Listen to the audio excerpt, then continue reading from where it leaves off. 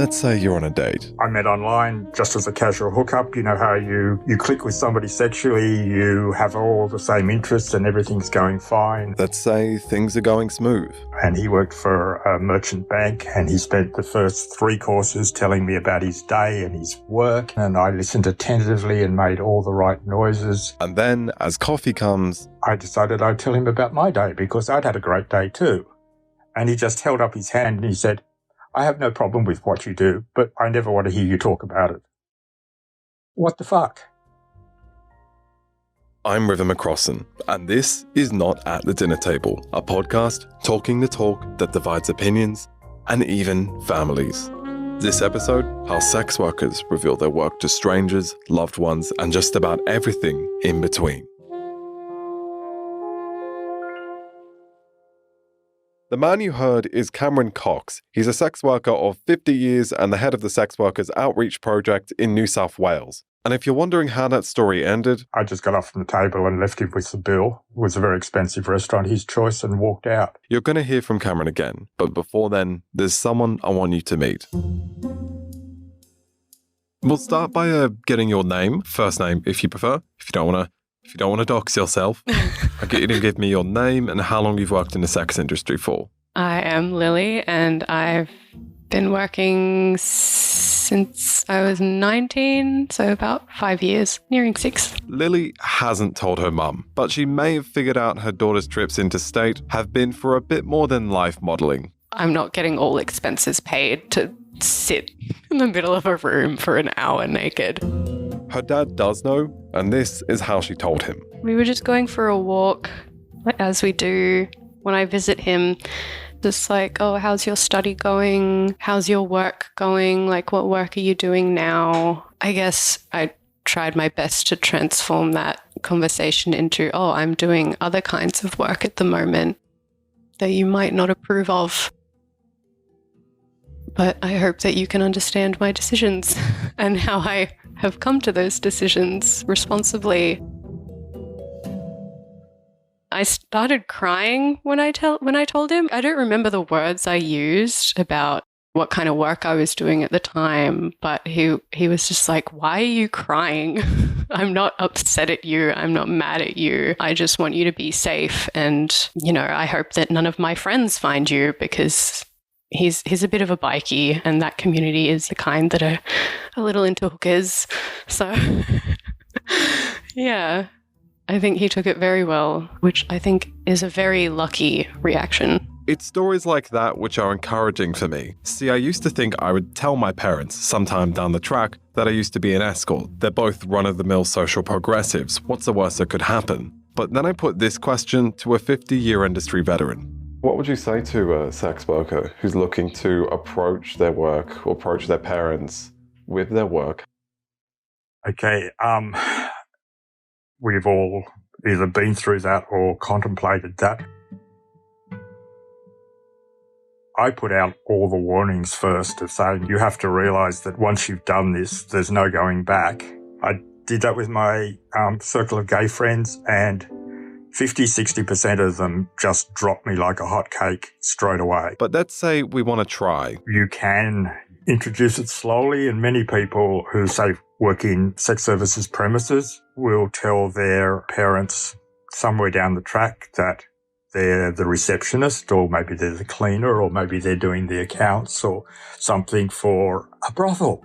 And then slowly they will introduce that maybe they've done a shift as well as, a sex worker because somebody was late for work and they were asked to. And they, very slow introduction is sometimes the way to do it.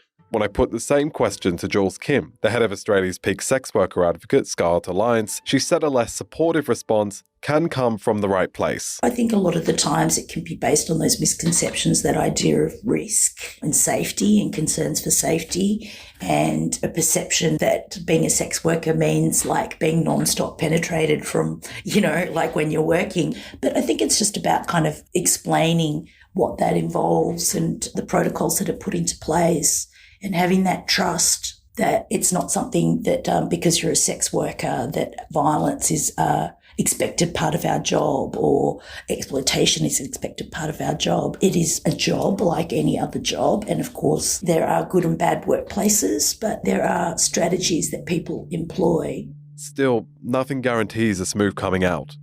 Look, sometimes it's really unexpected, the reaction of parents and people around you, etc. And the support can be amazing, and other times the lack of support or the phobia that comes with that can also be amazingly intense. And in case we need a reminder of what that could look like. Imagine I'm your mum and you've just told me that you do sex work, and I've known you your entire life. I've known you for your lifetime. I should know what kind of person you are and the things that you've been through. But as soon as you tell me that you're doing sex work, it's like these polar opposite neurons in my brain have just collided to tell me and make me realize that, oh my God, you're a disgusting, horrible person. I see my friends and my peers not be able to take their parents out to lunch or go to family gatherings for Christmas and birthdays because they argue about it. To understand why I can't mention being a former sex worker without turning heads, we need to go back. Like, way back. If you look at Western European culture, which is supposed to be the culture that we all look up to, you get sex workers going back into the Bible. Ava Cox is a sociologist and feminist writer. And obviously there's the idea about the respectable thing about sex, which is having babies and creating bloodlines and doing all of those things. And then you have the unrespectable part of sex, which is something you might enjoy. And given the fact that for many years marriage was more or less an upper class thing, which really was about creating heirs, managing property, making sure that you had a powerful family to provide for you if you were part of the aristocracy. And it then spread to the bourgeoisie as we sort of set up the Industrial Revolution and started setting up there that respectability was marriage. So there's always been this attachment to the idea of personal services and taking care of each other and managing the next generation with the man in control. So when you start talking about women selling their sex services, you get this sort of moral indignation, and it offends things, particularly like the Christian ideas about what morality is, where sex doesn't really score very well at all. Right. And Cox says modern opponents are justifying biblical prejudice by arguing sex work is inherently dangerous. You get passionate feminists that are all about women having choices and control of their bodies and various other things. And you mentioned sex workers, and they all go somewhat bizarre about it. Oh, we can't have sex work. They've got some, I don't quite know what it is, thing about selling your sexual efforts as being tacky and we should protect women against it. When it comes up in this debate, you find people drag up all sorts of stories about what's wrong with being a sex worker. And danger is one of those signs to say, well, you wouldn't want your daughter to be a sex worker because it's dangerous. There's a sense in which selling your sexual services are very different to selling your other types of services. And the idea of sex work as dangerous, sinful, exploitive, and needing to be heavily policed has made a home for itself in Australia's legal systems. It makes it incredibly difficult to shift people's perceptions about sex work when essentially you have a legal framework that reinforces that. That's Jules Kim again, this time talking about the legal layout in Queensland. Our basic safety strategies are criminalised. Even just working in pairs, driving each other to bookings, even just texting or calling another worker to say you're going into a booking and then checking back in with them when your booking is finished is in itself criminal. The state's Prostitution Licensing Authority says 80% of sex workers operate illegally, including people working in escort agencies and unlicensed brothels, which means they don't qualify for anti-discrimination protections. And then people have this mistaken perception that it then means that sex work is inherently dangerous. In any situation, there are risks. And when we're placed in a situation where we can't employ safety strategies, basic safety strategies, or have to break the law in order to do so, it really does inhibit our ability to seek redress. If you tune into debate around sex worker rights, you'll hear the word decriminalisation. It's when you remove criminal penalties for sex work and put it under normal industry regulation mechanisms. New South Wales was the world's first legal jurisdiction to go down that road, and the Northern Territory followed suit in 2019. Now one Victorian MP is pushing to do the same. I'm Fiona Patton, a Member of Parliament, and I was elected in November 2014. She might be the first former sex worker elected to the Victorian Parliament, but as she says in her inaugural speech, I'm certain that thousands of clients have come before me. There seem to be some red faces and some people all looking at their shoes at the time.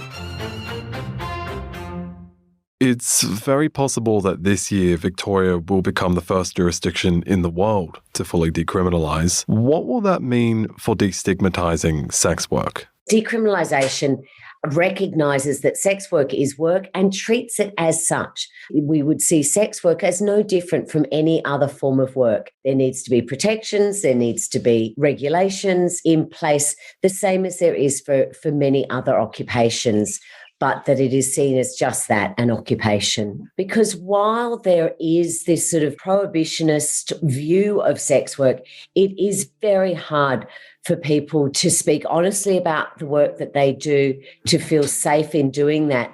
Victoria's Labor government has backed decriminalisation, and there's been long-running efforts in other states and territories to either extend or introduce the model. Are you hopeful about the direction we're going with general destigmatisation in this country? I think people are generally a bit less uptight about sex, which helps. We've made small, but I think giant leaps. You're actually hearing more direct voices of sex workers because of the advent of the internet and social media. We've had a few unfortunate incidents in the industry in the last couple of years in New South Wales. The coverage of those incidents, and two of them involved murders, unfortunately, they were treated as murders of women at work rather than sensationalised into the lurid tabloid headlines that we would have expected even 5 years ago. But there's still a lot of even just casual discrimination, stigma discrimination, like, does this make me look like a whore? Or, or when people say that you've prostituted yourself, to sort of say that you've got no morals. So there's still a long way to go in public opinion and also within the laws, but it's getting better slowly. This podcast is about conversations people would rather not have. If your mom was across the table and you had to tell her, how do you think you would? I think I would go along the lines of, hey, Mom, I've been working again, but I have been, selling my body in other ways than you think. I don't know. Maybe I'll just send her this when it's out. But I know she's had friends throughout her life who've been sex workers, and I know that she will still love me for my decisions, as, uncomfortable as they may make her or not. She's put up with a lot from me over my life, so it's like, what is the worst I can do? Not this.